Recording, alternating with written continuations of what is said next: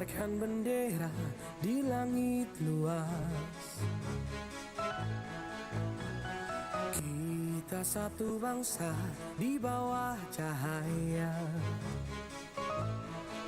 beraneka warna atau beda agama, di sini bersatu sebagai saudara. Indonesia is big, kau dan aku memeluk bhinneka kita bersatu. Di bumi pertiwi kita berdiri, bangga menjadi anak negeri.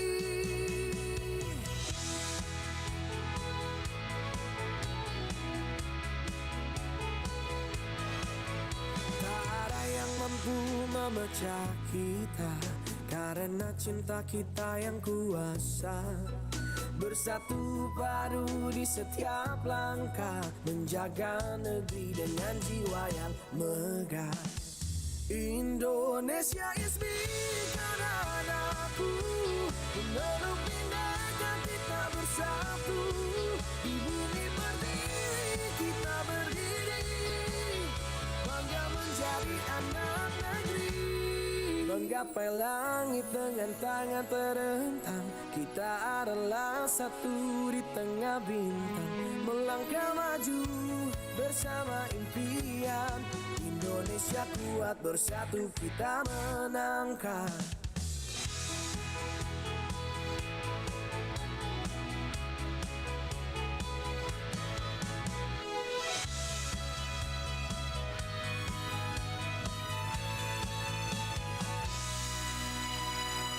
Indonesia is big, kau dan aku memeluk bhinneka kita bersatu. Di bumi pertiwi kita berdiri, bangga menjadi anak negeri. Indonesia is big, kau dan aku memeluk bhinneka kita bersatu. Di bumi pertiwi kita berdiri, bangga menjadi anak negeri.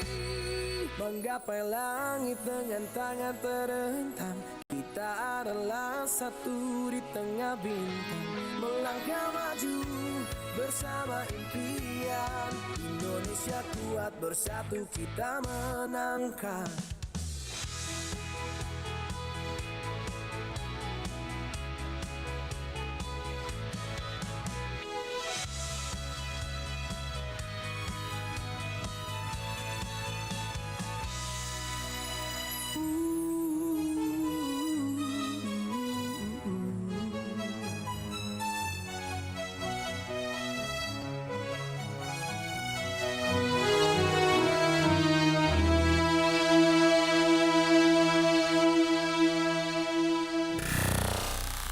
Pro 4 92,5 FM.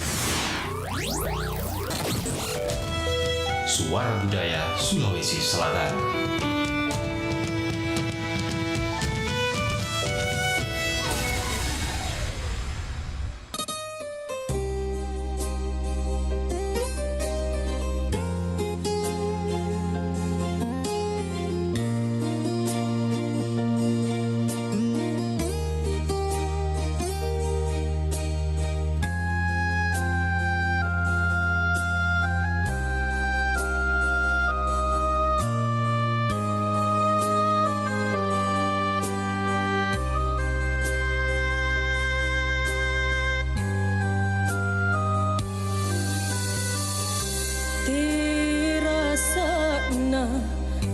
Talasakaan nerilino allo bangi sikayao anne sarengku anne tunaku emporika sia-sia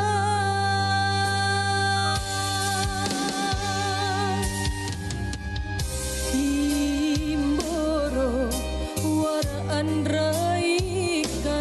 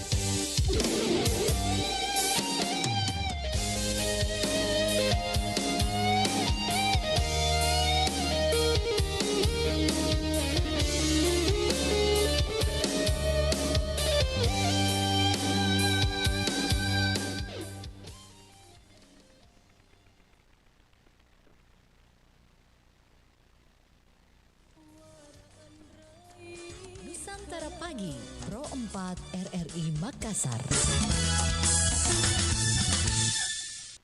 Assalamualaikum warahmatullahi wabarakatuh dan selamat pagi sahabat budaya di mana saja berada. Kita berjumpa di pagi hari ini dan seperti biasa di hari Jumat kami hadir di obrolan komunitas dan kali ini kita Indonesia bicara tentang kurikulum berbasis cinta dan alhamdulillah bersama Dai Risalah Berjamaah Subuh dan Ribas MDS Rijalul Ansar ya, Ansar atau Ansar ini Pak? Ansar. Dan Bapak Haji Saad Kafrawi SHMH CMED, beliau adalah Kaprodi Hiki Stai DDI Makassar. Kita menyapa beliau. Assalamualaikum Pak Ustaz. Ya, waalaikumsalam warahmatullahi wabarakatuh. Iya Pak Haji. Saya panggilnya nih nyamannya apa, Pak Haji atau Pak Ustaz nih? Mana yang ternyaman aja. Baik ya, nyamannya Pak Haji ya. Baik, Pak Haji kalau bicara mengenai kurikulum berbasis cinta, pastinya juga ini adalah salah satu yang digaung-gaungkan untuk jalan lah, sejalan dengan apa yang diharapkan. Nah, untuk itu Pak Haji Saad, kalau dai dari Risalah Berjamaah Subuh MDS Rijalul Ansor dan sebagai Kaprodi Hiki Stai DDI Makassar, ini hari Jumat kita bicara kurikulum berbasis cinta. Nah Pak Ustaz, ini Ustaz Pak Haji boleh ya mana-mana saja katanya yang mau-maunya. Oke, kita juga akan menerima sebentar partisipasi dari pendengar. Dan Pak Ustaz mungkin kalau bicara kurikulum berbasis cinta ini mengajarkan bahwa ajaran Islam seperti sholat, puasa dan sedekah tidak sekedar kewajiban tetapi juga wujud dari cinta kepada Allah Subhanahu wa taala dan sesama. Nah, sebagai pendakwah ini Pak Ustaz, bagaimana kita melihat urgensi menumbuhkan rasa cinta pada Allah dan Rasulnya sebelum mengajarkan syariat Islam itu sendiri? Silakan Pak Ustaz. Baik. Bismillahirrahmanirrahim. Assalamualaikum ya Nabi Allah, Assalamualaikum ya Rasulullah, Assalamualaikum ya Habibullah, Assalamualaikum ya Sayyidina Muhammad, Assalamualaikum warahmatullahi wabarakatuh. Waalaikumsalam warahmatullahi wabarakatuh. Selamat pagi para pendengar RRI yang kami cintai dan hormati serta dimuliakan oleh Allah Subhanahu wa taala. Bismillahi masyaallah la yasuqul khaira illallah, bismillahi masyaallah la yasrifus su'a illallah.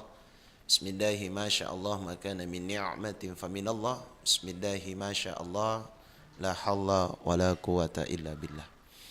Qala Allah subhanahu wa ta'ala fil Qur'anil Karim, a'udzu billahi minasy syaithanir rajim. Inna akramakum 'indallahi atqakum ila akhiril ayah. Wa qala Rasulullah sallallahu alaihi wasallam la yadkhulul jannah qati'ur rahim. Shadaqallahul adzim wa shadaqa rasulin karim. Amma ba'd. Kepada Allah kita bersyukur dengan kalimat hamdalah, alhamdulillah, dan kepada Rasulullah sallallahu alaihi wasallam kita bersalawat dengan kalimat Allahumma sholli ala sayyidina Muhammad alaihi sayyidina Muhammad. Pagi hari ini kepada para pendengar setia RRI bil khusus di Kota Makassar, pada kesempatan ini kami akan membahas tentang kurikulum berbasis cinta. Kurikulum berbasis cinta ini sangat menarik karena itu hasil dari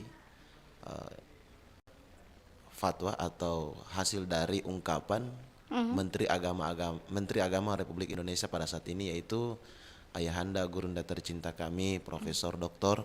Regruta Profesor Dr. Kiai Haji Nasaruddin Umar. Beliau selaku Menteri Agama dan mengeluarkan bahwa di Indonesia ini kita harus menggunakan kurikulum berbasis cinta, di mana pada saat itu dulu itu kalimatnya hanya sebagai moderasi beragama. Jadi sebenarnya moderasi beragama, cuman dipercantik kalimatnya, lebih dalam lagi kajiannya sehingga diubah oleh Menteri Agama kita menjadi kurikulum berbasis cinta. Oh begitu. Ya gitu awalnya. Ya. Kemudian dari kurikulum berbasis cinta ini itu sangat penting dalam hal bermoderasi beragama. Mungkin karena ini waktunya tidak panjang dan sebentar juga ada tanya jawabnya. Ya. Saya bahas saja tentang burung Garuda. Ya, jadi burung Garuda itu yang pertama adalah sebuah simbolis. Kalau dalam bahasa fikih namanya tafaul. Dalam bahasa Makassar itu namanya syarak-syarak. Ya, syarak-syarak. Kalau bahasa Bugis maka dan nasi taugia si senu-senu sama senu-senu. Oh iya tahu. Oke. Artinya penuh dengan pengharapan. Iya. Karena Garuda itu selain dari simbol negara Republik Indonesia, Garuda itu adalah hasil imajinasi dari Bung Karno. Salah satu hasil imajinasi dari Bung Karno. Di mana pada saat itu ulama kita dulu betul-betul dijadikan sebagai salah satu tempat para pemerintah yang memimpin pada saat itu pasti bertanyanya kebanyakan kepada ulama. Cocok. Dulu ya. Saya enggak usah bahas sekarang. Zaman kerajaan juga begitu ya, Ya, dulu betul. ya. Iya. Saya enggak usah bahas sekarang ya. Iya. Saya cukup bahas dulu yang dulu aja. Iya. Karena dulu itu betul-betul pemerintah pastinya pemerintah kita itu sering konsultasi kepada para alim ulama. Tidak usah itu. Di negara kita Pancasila kalimat sila pertama kan dulu bukan ketuhanan yang Maha Esa. Dulu kan berbasis apa? Berbasis syariat Islam.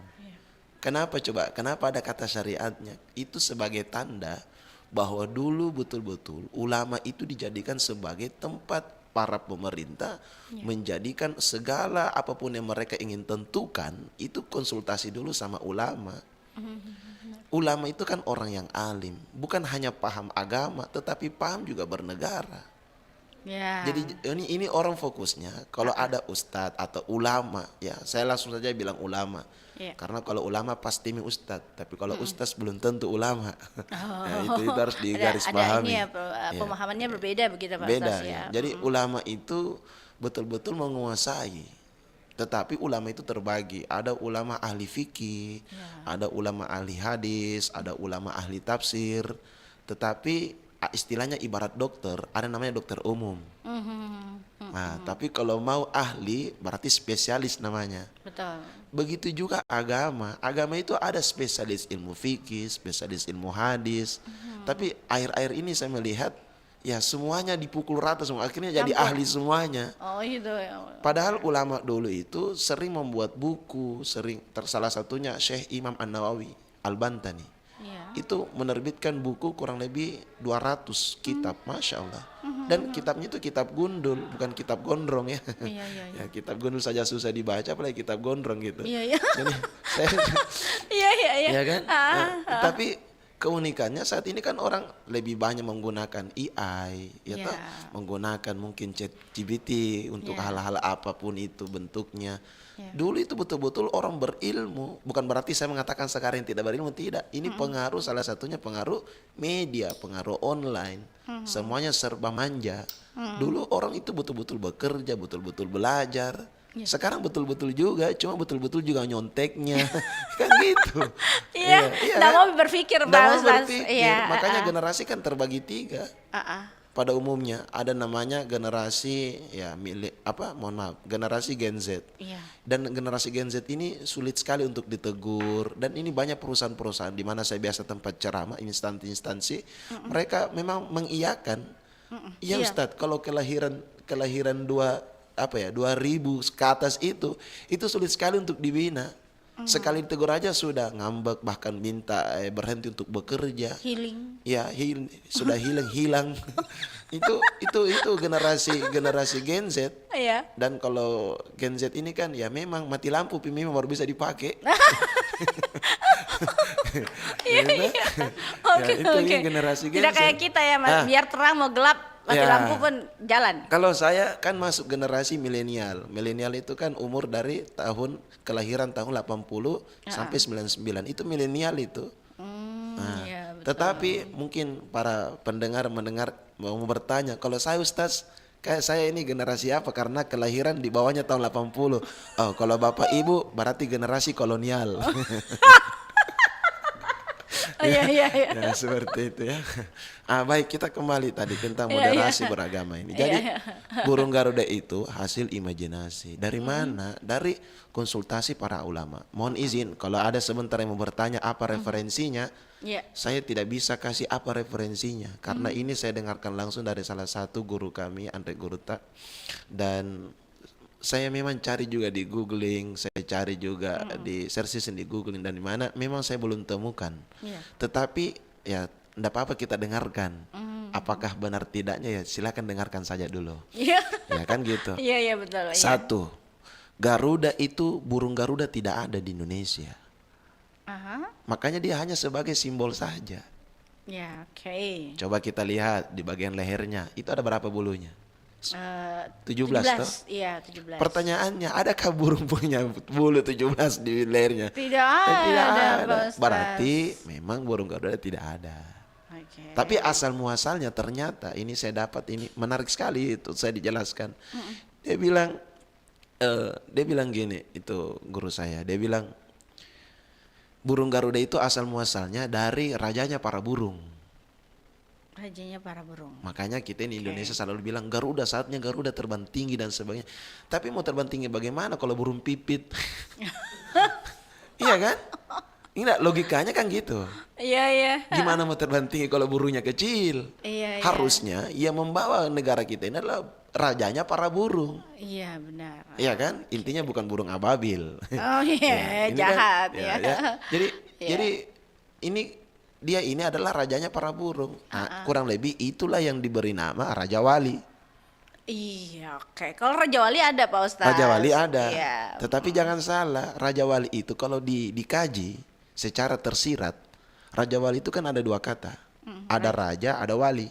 Iya. Berarti raja, maksudnya itu rajanya para burung. Siapa yang ciptakan itu? Para wali. Iya. Makanya ada wali di ujungnya. Iya, iya. Saya juga saya bilang memang tidak ada referensinya nih, tapi benar juga. Iya. Ya iya kan? Raja Wali, cuman tidak tertulis ini barang. Itu masalahnya. Iya. Jadi mau dikuatkan juga ya. Mau milih apa kalau gaib? Iya, Jadi nggak bisa. Raja Wali, Iya. Raja Burung, Wali itu ya memang para wali. Iya. Sehingga Bung Karno mendengarkan hal itu, sehingga Bung Karno pada saat itu menciptakan sebuah nama, maka jadilah namanya Garuda.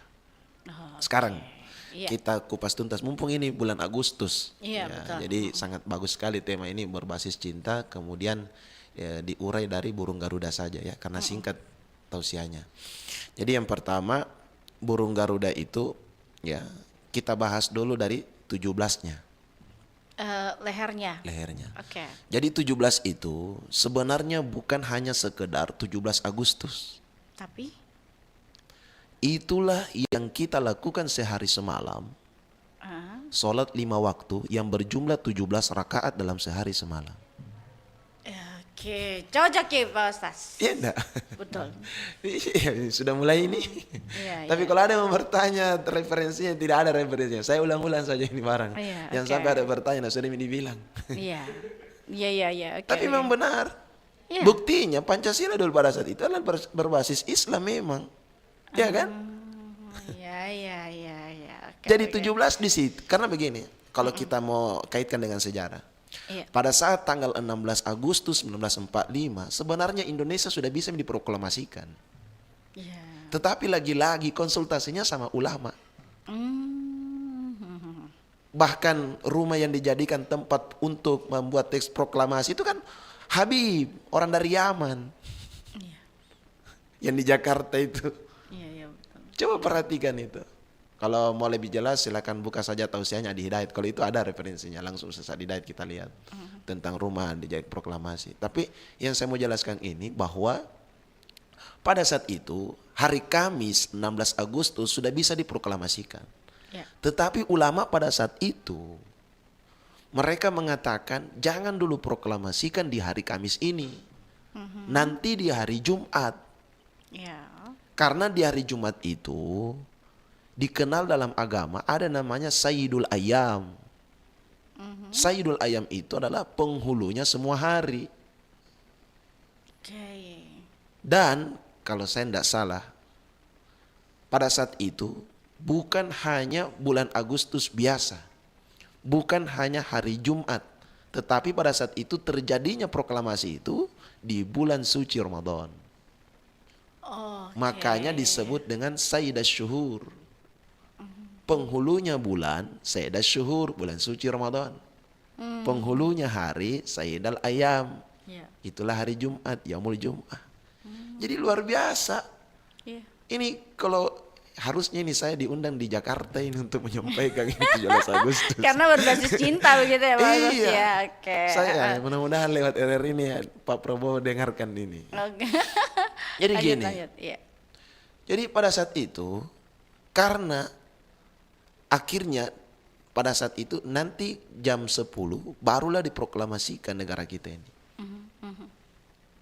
Karena itu Pagi tadi. ya Pak Ustaz ya. Jadi pada saat itu orang-orang pada saat itu para pejuang kita dan masyarakat Indonesia mereka tidak langsung mengatakan merdeka. Karena pada saat itu suasananya dalam keadaan berpuasa. Di hari Kamis itu. Di hari Jumat pada saat proklamasi. Kamis kan udah lewat oke. tadi. Iya, oke. Di hari Jumat itu orang ingin memproklamasikan, mereka tidak langsung mengatakan merdeka karena suasana puasa. Dan merasa bahagia sehingga kalimat yang pertama kalau lontarkan adalah kalimat apa? Takbir. Allahu Akbar, merdeka. Tapi coba kita lihat saat ini, kalau ada orang mau teriak di tengah jalan bilang Allahu Akbar, dikira kita ini mau merubah Pancasila. Betul tidak? Bagaimana sejarah diperjuangkan dulu ini negara kita? Itu Allahu Akbar dulu baru kalimat merdekanya. Tidak langsung bilang merdeka karena mereka tahu, bayangkan 350 tahun kita dijajah. 3 tahun setengah oleh Jepang. Ya kan? Tetapi coba kita lihat. Masa logis tidak dengan bambu runcing membuat kita merdeka? Iya. Tidak logis. Lawan meriam, lawan pesawat tempur. Iya. Tapi kenapa bisa merdeka? Itu tadi negara Indonesia ini menurut Prof. Mahfud MD satu-satunya negara yang merdeka karena mengusir penjajah itu sendiri. Malaysia kan dimerdekakan oleh Inggris. Negara-negara lain, mohon maaf, itu mereka merdeka karena dimerdekakan. Beda negara Indonesia, betul-betul merdeka berjuang. Dengan tumpah darah ya. Makanya ini orang harus tahu sejarah secara tersiratnya seperti ini. Kalau kita sudah berjuang, ujung-ujungnya kan dapat uang, kan gitu. Cocok ya Pak Ustaz. Iya kan? Iya. Oke, saya lanjut. Jadi itu tadi 17 itu bermakna adalah 17 rakaat dalam sehari semalam. Iya. Berikutnya, Ada penelpon Pak Ustaz. Iya. jadi gimana? 0811 400 9250. Ada yang mau bertanya? Kita masih bicara tentang bulu di leher burung Garuda. Masih panjang ini. Masih belum sayapnya dan belum ekornya. Ya, betul. Oke, kita terima penelpon. Silakan 0811 400 9250. Ada yang mau bertanya? Iya, putus ke Pak Ustaz. Oke, lanjut silakan ya. Pak Ustaz. Iya. Di mana Mi tadi itu? Kayak putus jikui enggak? Lehernya. Oh, lehernya. Oke, 17 tentang 17 rakaat sholat. Iya. Kemudian setelah 17 itu adalah angka 8. Iya. 8 ini bagian mana? Ekor. Ekor. Iya. 8 itu punya falsafah. Kalau di Bugis Makassar, itu falsafah angka 8 sesuatu dari rezeki yang tidak akan pernah terputus. Kemanapun kita pergi, insya Allah akan selalu tidak pernah keluar dari jalurnya. Iya. Kalau kalimat ini mau dibawa di negara, artinya pasti negara kita ini kan pasti punya visi misi. Artinya siapapun pemimpinnya, visi misi yang dibawa itu dengan landasan Undang-Undang Dasar 1945, insya Allah ya, itu tidak lepas dari apa yang kita inginkan akan tercapai karena angka 8 itu tidak pernah putus. Saya tidak berbicara fakta meskipun tidak sesuai, belum sesuai ya. Jangan mengatakan tidak sesuai, masih belum sesuai. Artinya proses. Itulah makna angka 8. Jadi bukan hanya sekadar bulan 8. Kemudian apa lagi? 19. Oh iya 19, oke. 19 itu kalau kita buka, kalau kita searching di Google, coba buka angka karismatik angka 19. Salah satunya saja. Coba kita hitung ada berapa huruf yang ada di dalam kalimat basmalah? Bismillahirrahmanirrahim itu berjumlah 19 huruf. Oke. Jangan ayat-ayat yang lain, ini mau saja basmalah kah? Iya, iya. Itu 19. 4-5-nya apa? 4 itu 4 sudut Ka'bah. Mulai dari Hajar Aswad, ya, rukun Irak, rukun Syam, rukun Yaman, itu 4 sudut Ka'bah. Artinya, ya 4 penjuru mata angin. Artinya, dimanapun ini kita bisa beribadah di hadapan Allah. Kemanapun engkau pergi, jangan lupa kiblatmu. Iya, iya. Iya kan? Iya. Kemudian apa lagi? 5 itu adalah rukun Islam. Penyempurnaan dari rukun Islam kita. Iya. Makanya 4, 5. Kemudian apa lagi? Dari sila 1 sampai dari sila 1 sampai sila kelima. Sayangnya jarang sekali setiap upacara di negara kita ini jarang sekali diungkapkan sila yang ke-6. Rata-rata sila 1 sampai sila 5. Memang sampai sila 5 nih Pak Iya Ustaz. memang. Iya. Beginilah kalau penceramah tuh. Jadi selalu buat penasaran. Oh, iya. Jadi belum selesai. Belum selesai. Belum oke. selesai kita Oke. sudah di justice ini. Itu. Ya, Oke, jadi oke. memang 5 Ustaz. Iya. Namanya juga panca. Iya. Panca kan 5. lima. Sila berarti 5 sila. Tapi jangan salah. Sebenarnya ada sila yang ke-6. Tapi sila yang ke-6 itu dia ada tetapi tidak terlihat. Yang mana itu? Yang digenggam oleh burung Garuda. Oh, yang Bhinneka Tunggal Ika. Pita Itu kalimatnya. Bhinneka Bhinneka Tunggal Ika Tunggal berbeda-beda. Ika. Itulah berbasis kurikulum berbasis cinta itulah sila yang ke-6. Coba kita urai. Sila 1 sampai sila ke-5. 1. Ketuhanan yang Maha Esa. Kemanusiaan yang adil dan beradab yang kedua. Ya, artinya sila 1 aja. Sila 1 ini Awas kepanjang nih, Pak itu Ustaz. kalau lihat. Iya. Iya, iya. Oke. Ketuhanan yang Maha Esa artinya beda-beda kepercayaan kita, beda-beda keyakinan kita. Siapa saja terserah berdasarkan keyakinan. Bil khusus di Indonesia kan ada 6 agama. Iya. Dulu kan 5 Ji. Iya. Menjadi 6 semasa Gus Dur, Konghucu. Iya. Makanya nanti di zamannya Gus Dur baru ada Imlek dan sebagainya kan? Iya. Iya betul. tuh. Kan gitu tuh. Jangan lupakan sejarah. Iya, cocok ya, Pak Ustaz. Jadi 6 agama yang diakui oleh negara. Artinya apa? Di KTP kita ini masing-masing itu berbagai macam agama. Kan begitu? Kalau diambil sila yang ke-6 tadi, Bhinneka Tunggal Ika berbeda-beda tetap satu. Artinya apapun keyakinan tak, mau agama Islam, mau agama Buddha, mau agama Hindu, mau agama apapun itu, kita ini tetap sama-sama negara Indonesia. Iya. Dan Allah membenarkan Pancasila itu, kalau dikaji secara tersirat ini ya. Allah berfirman dalam Al-Quran, hablum minallah wa hablum minan nas. Dena makkada Allah Ta'ala. Hablum minal mu'minina wal mu'minat wal muslimina wal muslimat. Tena tahu akan anjo karai nga kalau Allah Ta'ala ka. Hablum minal mu'minina wal mu'minat wal muslimin wal muslimat. Tetapi Allah berfirman, hablum minallah wa hablum minan nas.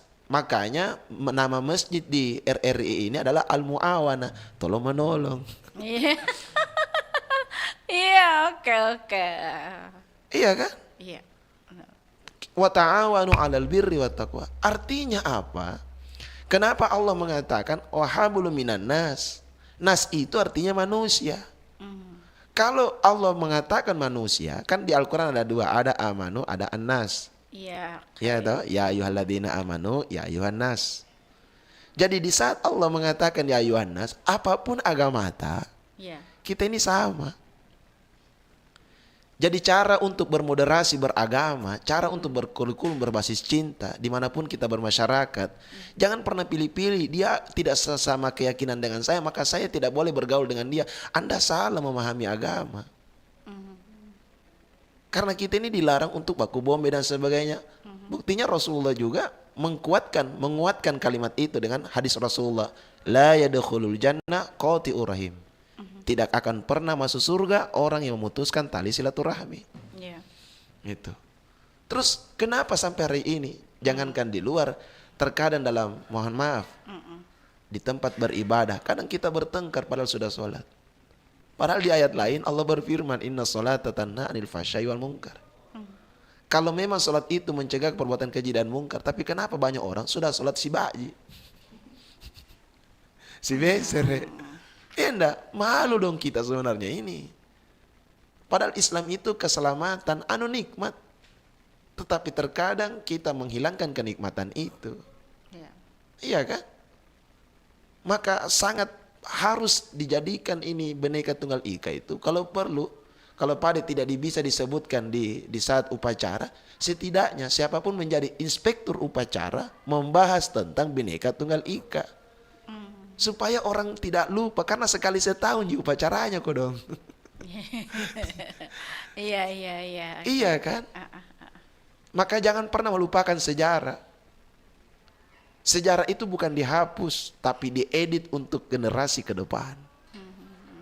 Oke. Nah, saya lanjut lagi. Karena Belum pertanyaan kedua aku, Pak. Itu, Mi. Pak Ustaz. Bagus kalau selesaikan ngianunya tuh. Iya, oke. Daripada tak gantung Ki. Silakan Pak Ustaz, Sudah silakan. nih 1945. Oke, tadi sudah. Sekarang 45 belum, Pak Ustaz? sudah. Oh, 45 Ka'bah. sudah. Oke, Ka'bah. Kemudian Oke. tadi tentang sila yang keenam. Iya, Bhinneka oke. Tunggal Ika. Oke. Artinya sila 1 sampai sila ke-5, jawabannya sila ke-6 itu kan? Oke. Betul tidak? Berbeda-beda tetapi tetap. Iya tuh, coba yang keempat apa? Keadilan Saya sosial, bagi seluruh rakyat Indonesia. permusyawaratan, perwakilan dan Iya. yang Keadilan keempat apa? sosial bagi seluruh rakyat Indonesia. Yang kelima 5. itu. Yang kelima itu.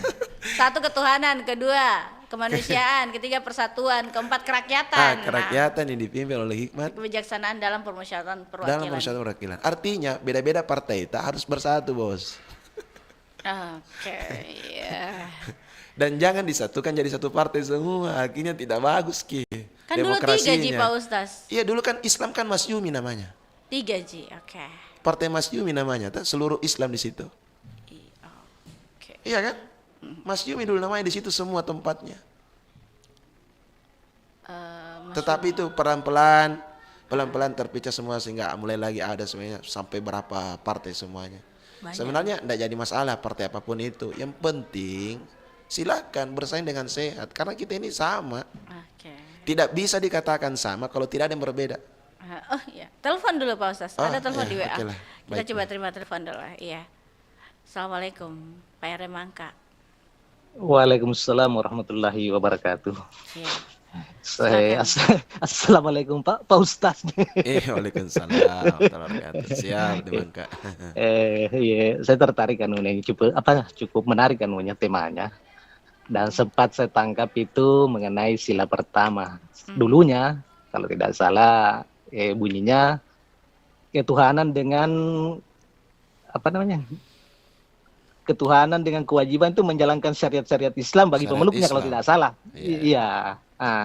Yang ingin saya tanyakan ini Pak Ustaz, kenapa para para ulama-ulama kita dulu tidak bertahan itu untuk mempertahankan itu? Artinya tidak usah diganti dengan ketuhanan yang Maha Esa. Artinya kalau mereka masih dipandang sebagai tokoh-tokoh top chair lah pada Iya. saat itu. Oke. Iya. Kemudian yang kedua di dua sila pertanyaannya. pertama itu, Oke. iya, sila pertama di sila pertama kalau tidak salah di butir keempat Iya. itu tidak memaksakan suatu agama kepada agama lain. Betul. Artinya toleransi dalam hal ini kita pertahankan. Iya. Tapi justru saya pertanyakan ini mengapa di beberapa daerah itu sering terjadi namanya konflik antara istilahnya bau sara lah, suku, agama, ras dan adat kalau tidak salah. Itu. Yang kedua, kalau memang itu bisa kita hindari dan kita angkat yang dikatakan tadi Bhinneka Tunggal Ika sebagai sila ke-6, itulah barangkali yang membentengi. Oke, itu saja dari saya. Assalamualaikum warahmatullahi wabarakatuh. Waalaikumsalam. warahmatullahi wabarakatuh. Oke, Dimangka, terima kasih ya. Saya langsung saja. Iya. Mohon izin ini host. Ya, silakan Pak Ustaz langsung Ya, jawab. karena biasa aja merangkap host. Boleh juga, oke. Ya, Silakan Pak baik. Ustaz. Iya. Buat Dimangka, ya pertanyaannya ini sangat menarik juga. Tetapi kalau mau lebih panjang-panjang, ya Bapak kan dari Pangkep ya. Iya, tahunnya. Ya tinggal undang saja saya ke Pangkep, nanti saya bahas bersama ya. Oke, oke. Ya, supaya tidak mubazir ya. Baik. Iya.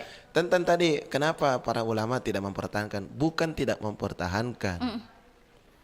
Dalam ayat tadi Allah berfirman, wahabulu minan nas. Oke. Itu. Dan alasan yang kedua, di negara Republik Indonesia ini, agama yang pertama itu bukan Islam. Itu juga harus ditahu. Oke. Betul enggak? Iya. Agama yang pertama, banyaknya yang menelpon nih, Masya Allah. Kayaknya saya tidak pergi sholat Jumat ini. Ditutup di jam 10 Pak Ustaz. Oke. Kita salah cek. Ya. Oke, kita terima penelpon ya. Oke, Pak Marsuki silakan. Kita terima dulu ya oh, Pak ditampung aja. Ustaz ya. Oke, baik. Ya, Assalamualaikum Pak Marsuki. Warahmatullahi wabarakatuh. Waalaikumsalam. Jadi diskusi kita pada hari ini sangat bagus sekali. Kalau menurut saya Pak Ustaz, Pancasila sudah tidak bisa lagi dipersoalkan. Betul. Yang menjadi persoalan adalah bagaimana kita memahami dan mengamalkannya. Itu yang menjadi persoalan. Betul. Iya, jadi itu tadi sudah harga mati. Iya. Cuma orang belum memahami dengan sesungguhnya. Ketika kita mendengarkan orang bicara ini, bicara itu kebaikan, kebenaran, ya bagus, normatif. Ya. Tetapi pengamalannya itulah Betul. sesuai dengan kemampuan yang ada pada diri kita. Ya. Lalu yang paling bagus adalah memberi contoh yang bagus. Betul. Ya, itu dia. Oke. Tidak perlu kita melihat orang lain yang begini begitu yang membuat kekeruhan. Dia sendiri akan bertanggung jawab kepada Allah Subhanahu wa taala. Kita introspeksi diri kita, bagaimana memberikan kontribusi kepada negara ini yang bagus. Sudah jelas semua Pancasila. Ya, dulu ada penataran P4, mulai dari A sampai dengan yang pendukung.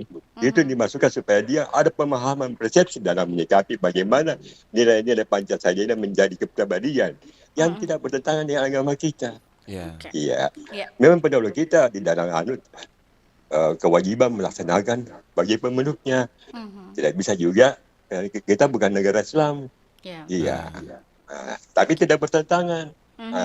Jadi sekali lagi saya katakan, bagaimana mengamalkannya ini yang penting. Mulai dari diri kita, keluarga, masyarakat, sesuai kemampuan kita. Siapa yang berbuat baik, dia sendiri yang bertanggung jawab. Oke, terima kasih. Siapa yang berbuat jahat, dia sendiri. Saya kira demikian Ustaz. Assalamualaikum warahmatullahi wabarakatuh. Waalaikumsalam warahmatullahi wabarakatuh. Masya Silakan. Allah. 3 bahkan pertanyaan. Tiga pertanyaan. Iya. Iya, yang terakhir modul ini tadi baru-baru ya. Karingkas di jawabannya. Oh, iya. Oke. Jadi benar Pak, bukan betul ya pengamalan. Jangankan negara, agama mau.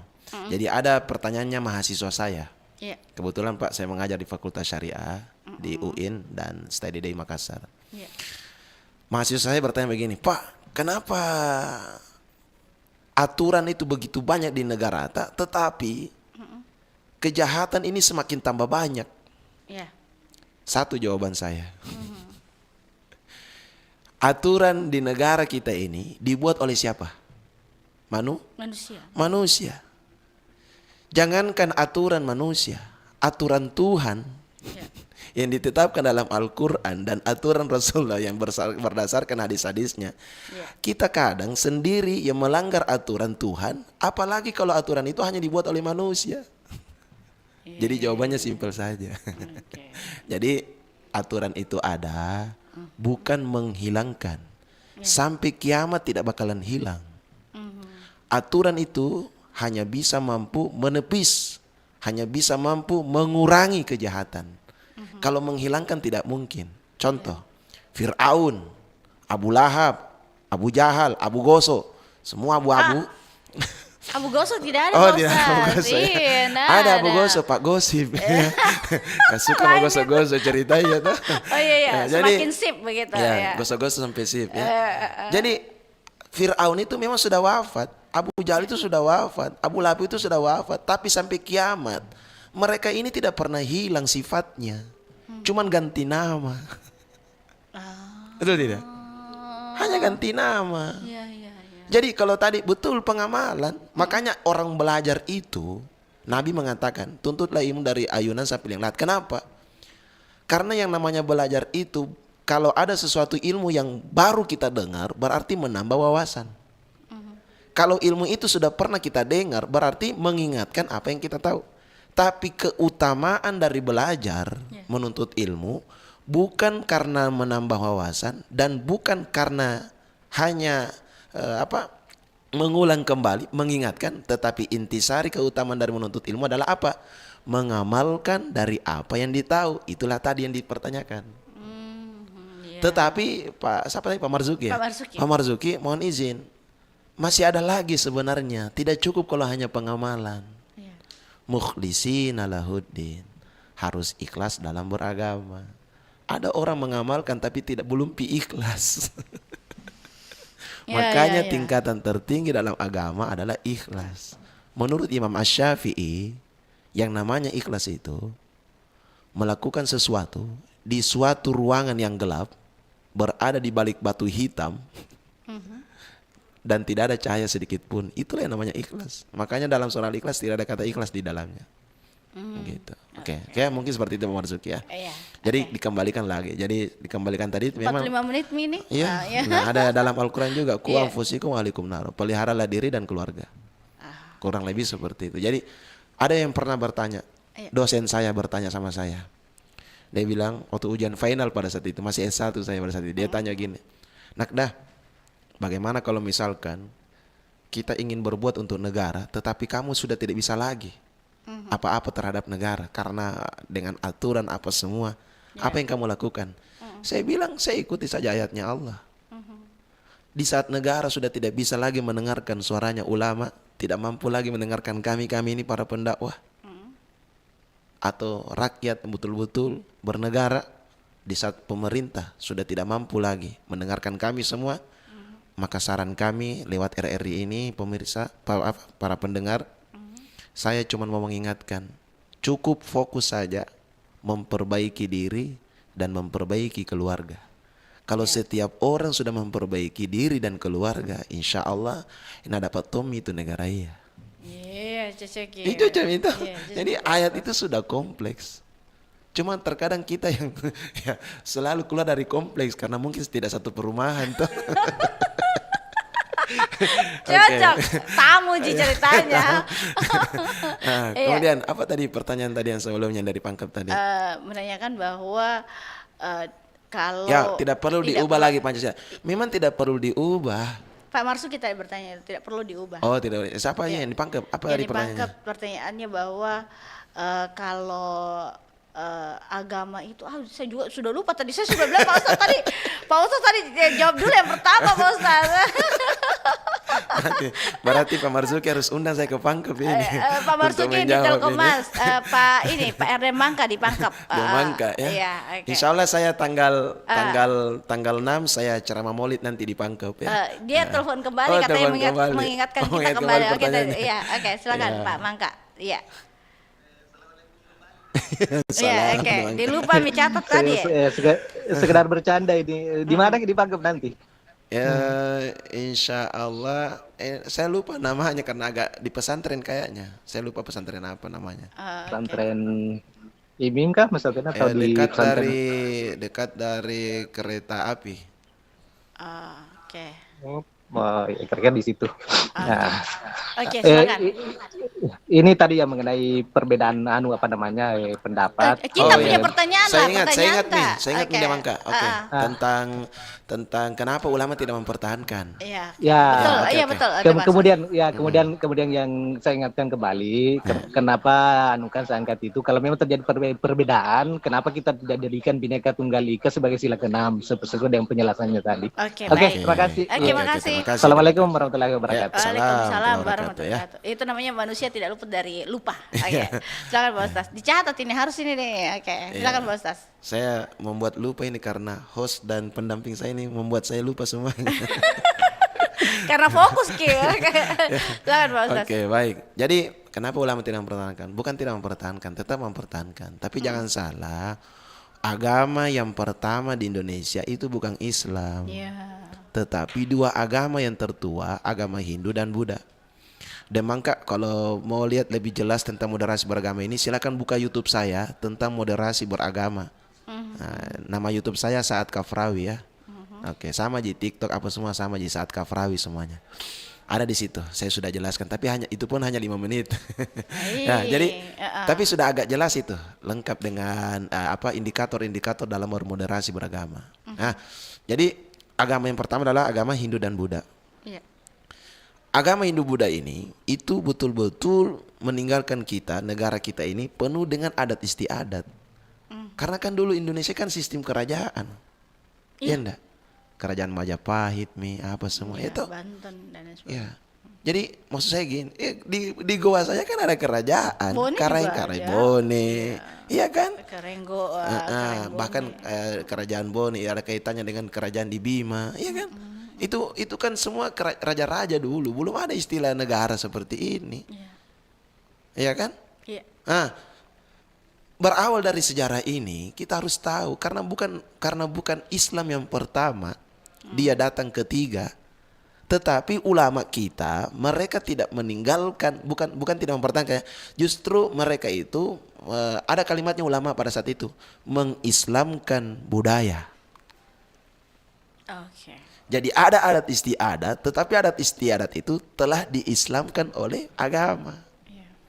Sehingga adat istiadat itu masih ada yang dibolehkan dalam agama. Tetapi tidak semua adat istiadat itu dibolehkan dalam agama. Ada yang dilarang tidak sesuai dengan syariah dalam agama ya. Ada yang masih boleh, iya kan? Seperti mapas sekarawa, ya kan? Kalau orang menikah, mapaci, itu dibolehkan dalam agama. Pasili dan sebagainya. Itu kan masih dibolehkan dalam agama karena kaidah usul fikihnya ada al-adatul mahkamah. Al-adatu muhakkamah. Al-adatu muhakkamah. Adat itu bisa menjadi sebuah hukum selama tidak ada dalil yang melarang dan tidak ada hadis yang menganjurkannya, tapi boleh hukumnya. Iya tuh. Negara tak saja ada simbolisnya Garuda. Ini kan bulan depan kan Maulid. Iya, betul. Itu embernya itu ada maknanya, bakulnya, telurnya ada maknanya. Ketannya. Tapi saya tidak jelaskan hari ini karena nanti di bulan Maulid ku jelaskan. Jadi solusinya undang saja Ustaz Saad ya gitu. Ya terakhir karena sisa 7 menit ya. Iya Ustaz, belum sejauh mana ini, banyak sekali nih yang harus dipertanyakan nih. Oke, dalam kurikulum ini bagaimana ajaran tentang tolong menolong dan keikhlasan dalam berbuat baik diajarkan agar tidak hanya menjadi sekedar teori tetapi benar-benar dipraktekkan dalam kehidupan sehari-hari. Oke, yang pertama kembali bahwa berawal dari diri kita sendiri. Biar kita mau berkoar-koar di luar tapi lupa dengan memperbaiki diri, muhasabah diri itu sulit. Orang yang muhasabah ini pembahasannya harus bulan Muharram. Pas waktu saya khutbah Jumat kemarin di sini ya tentang Muharram, saya mengatakan gini, orang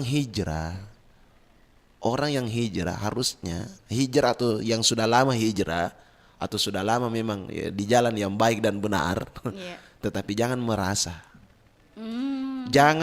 soleh, tetapi merasa salah. Kalau kita selalu merasa soleh, maka pasti kita salah.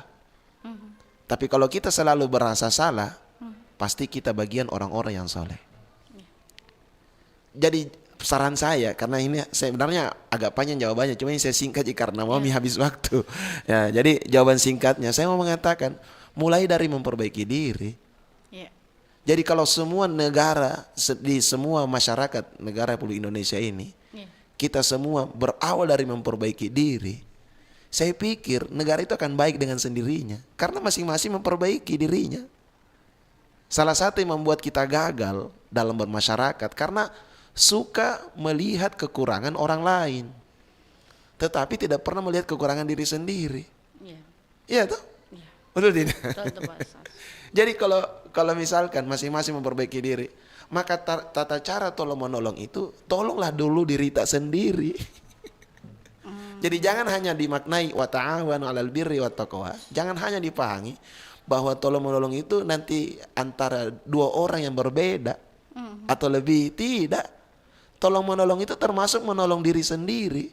Karena yang kita lawan ini dalam diri manusia adalah batiniyah. Ada nafsul mutmainnah, ada nafsul lawamah, ada nafsul amarah. Panjang ini. Iya, namanya juga begini, orang ini akhir-akhir zaman ya saya lihat ya. Sekarang ini orang saya lihat belajar agama itu selalu mau simple. Dan di saat saya tipe penceramah, tipe dai yang kalau bawa kajian, ada satu pertanyaan, saya tidak mau orang bertanya 5 tambah 5 sama dengan berapa.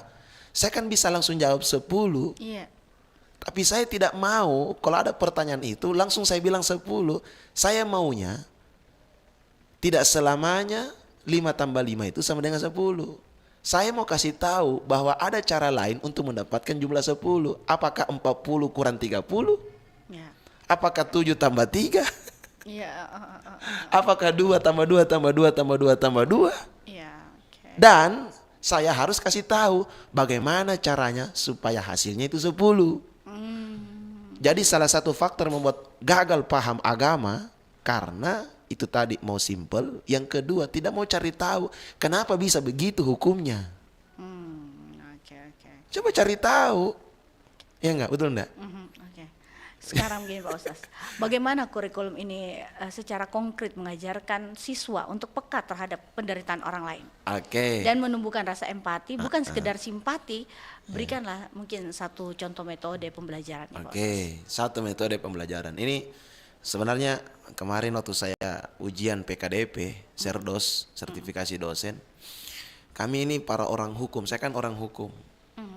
Terus kami diajarkan untuk mengajarkan kepada mahasiswa dengan metode orang-orang pendidikan, tarbiyah.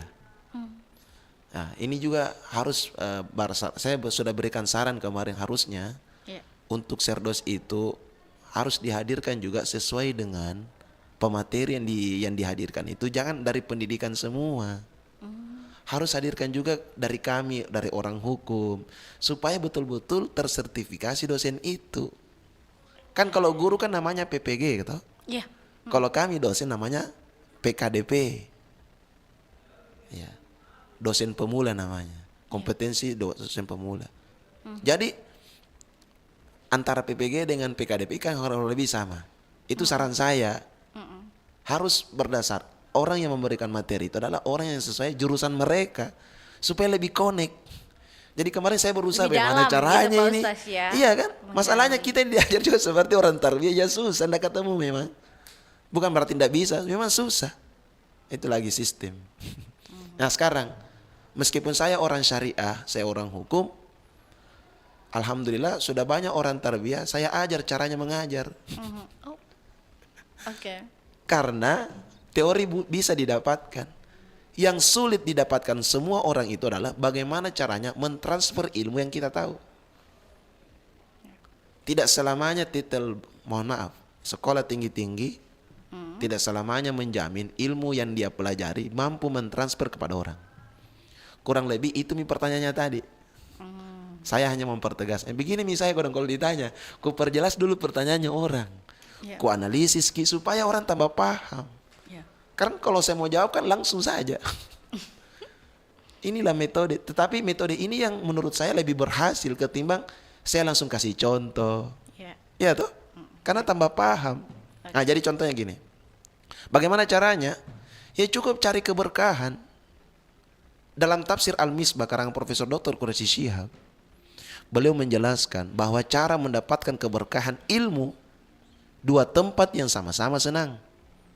Bagaimana itu maksudnya Ustaz? Dua tempat ini antara guru dan murid. Terkadang murid jengkel kalau bukan guru favoritnya yang mengajar. Saya pikir kita pernah rasa ini ya. Karena saya pun pernah rasa. Itu missing yang masuk. Ngantuk ki bela. Ngantuk ki baru mendikte ji.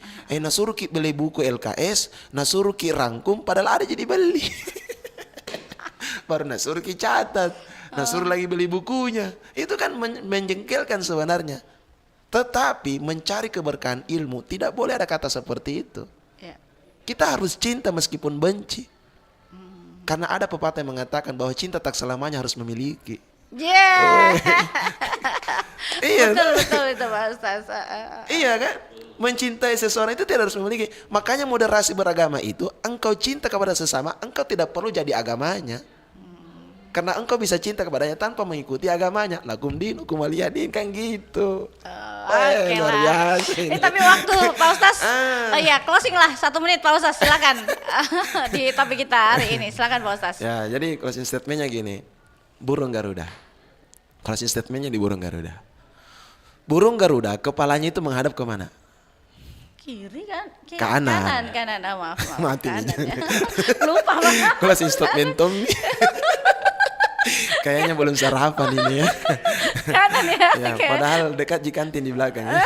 Silakan, Pak Ini Ustaz. kode juga ini ya. Iya. Baik. Jadi burung Garuda itu dia kan menghadap ke kanan. Itu tidak sembarang menghadap. Iya juga sih. Karena salamnya kita kan ke Meskipun kanan dulu, meskipun ibu kota negara Republik Indonesia sudah pindah di IKN, itu burung Garudanya sudah menghadap ke bawah. Harusnya memang saya diundang ini ke Istana Negara untuk membahas ini. Oke. Baik. Ada. Oke, Pak Ustaz. Kenapa?